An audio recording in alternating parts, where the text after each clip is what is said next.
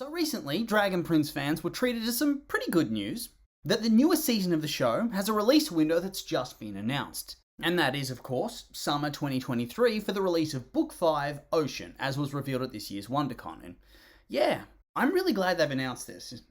About time. And so, of course, it could be anywhere from June to August. And honestly, I have no idea where they're going to go, but I'd assume that it's going to be slap bang in the middle, so July-ish. And on one hand, I'm quite excited, because, it won't even have been a year between seasons. And that's the thing I love most about The Dragon Prince. They release a season, you have time to digest it, and then build up enough time just to miss the show and want to see more, and then bam, they bring it back. And you just get to enjoy everything all over again. And DreamWorks does it as well with their shows a lot of the time. And when the quality's high, it works really well. You get fun and concise seasons with a lot going on and a high quality storyline with rich and rewarding character arcs. And then you get it again a couple months down the line. And so you're riding high, and in that way, it does get me very excited. However, when it's bad, suddenly these shorter gaps are worrisome.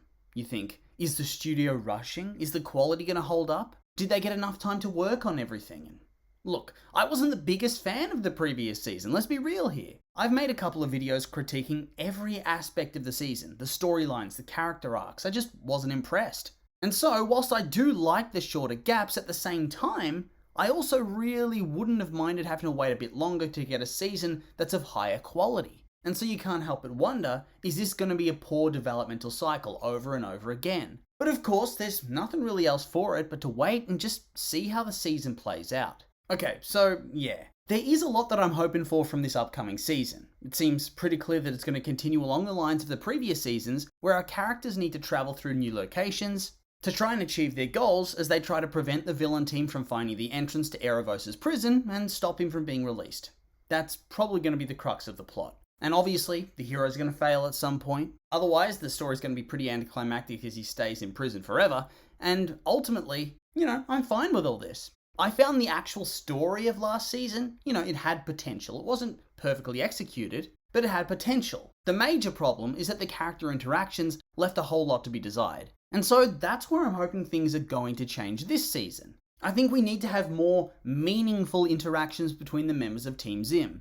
Proper bonding, teamwork, proper development between Ezran and Callum. I feel like the brothers especially are super stagnant in their dynamic. And I think it needs to evolve somewhat. And I'm not saying you have to force drama or anything like that, but something needs to shift, especially now that Ezran's growing up and he's the king. Maybe he should take on more of a leadership role within the storyline and have that give Callum a little bit of a crisis. But, in a cute way, because he's always been the big brother looking out for his little brother. But now, he needs to follow little brother's lead. And, that's just one potential idea. And of course, the dynamic between Callum and Rayla. That also needs to shift as well, because, they butchered it last season, I'll tell you what. To the point that their breakup now feels like completely forced drama. And nothing was really resolved, and it was just, awkwardly written from start to finish. And so now, I think they need to salvage that. And to do so, they need to write a realistic reconciliation. Not just, oh, you almost died and I was worried about you, so we're good again. No, it needs to be a bit more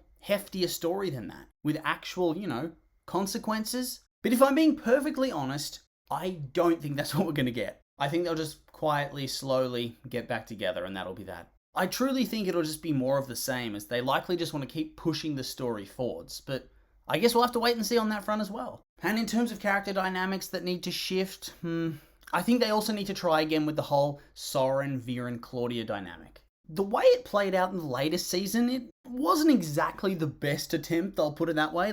There's so much dramatic potential there, and yet it seems like it fell by the wayside. They hardly touched on all the feelings of betrayal and family angst. And honestly, at times it felt like Soren was just there.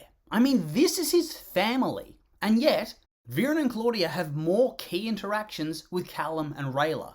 And so basically, I think Soren just needs more time to shine. They have a ready-made story here filled with angst. Time to start using it. Oh, and I guess the last thing from a character POV is that we're confirmed to have a Nyx return, which, it's a very popular choice from a fan perspective. It's all they're talking about, honestly, with this announcement. Twitter, Reddit, you name it, all of them talking about Nyx. The hype is real for such a relatively small character. But yeah, people are excited for that too, and honestly, same here. A fresh character to freshen up the group dynamic. I'm all for it. Anyway, moving on. From the announcement, we can see that the season's called Ocean and shows a picture of a ship on the ocean.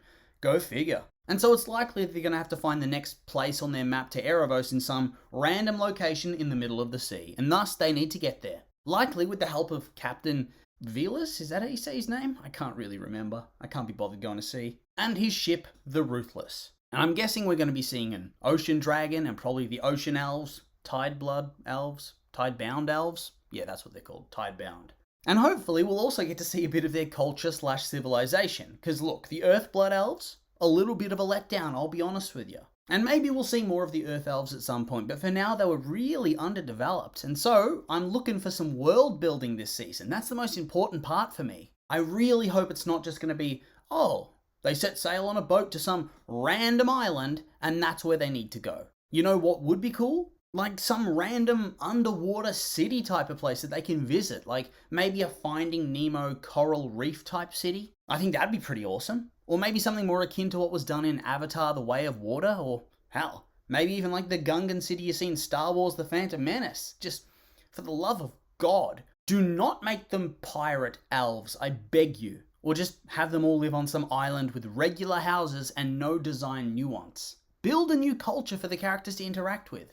That's what the show needs. A bit more world building, a bit more mystery, a bit more pizzazz, if you will. When they showed the Dragon Lair last season with all the primal stones, that's what I'm talking about. That stuff's cool. That's what you want to see. And I reckon the Earth Elves should have, lived there instead of just having a couple of shacks in the woods.